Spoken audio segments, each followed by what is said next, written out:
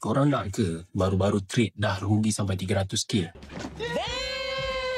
Ini berdasarkan pengalaman saya lah beberapa tahun ni sebagai seorang trainer dekat dalam Pakacat. Adalah seorang cerita kepada saya lah tentang masalah dia yang dah rugi sampai 300k. Sebab apa? Sebab dia trade forex lah. Saya tanya dia, macam mana boleh rugi sampai 300k tu kan? Dia ceritakan kat saya sebab dia satu, dia trade tu tak ada ilmu lah. Dia ikut-ikut orang bagi-bagi call, so dia ikut trade, so dia rugi. And yang kedua, sebab dia dah rugi-rugi tu, dia hilang kepercayaan kat dalam diri dia dan dia bagi modal pada seseorang untuk tradekan. Dan bila bagi modal kepada seseorang untuk tradekan, duit tu pun dibawa lari, desak. So dia rugi hampir RM300,000. Sebabkan tu, saya selalu nasihatkan, dan bukan saya sajalah, ada juga trainer-trainer lain yang dekat dalam Pakacat ni selalu nasihatkan kepada orang ramai, terutamanya orang awam lah yang tak pernah ada pengalaman langsung dalam bidang trading ni, berhati-hati. Berhati-hati. Nak trade boleh, tapi kena ada ilmu. Sekurang-kurangnya kalau ada ilmu tu, anda tak kena scam. Dan anda trade bukan ikut rasa-rasa, bukan ikut teka-teki, bukan ikut buy call orang, tapi berdasarkan ilmu yang anda dah belajar. Sebabkan tu, saya selalu ajak kepada anda dekat luar sana yang baru nak belajar trade SPO, terutamanya, dapatkan buku Trader 2 Jam ni. Sebab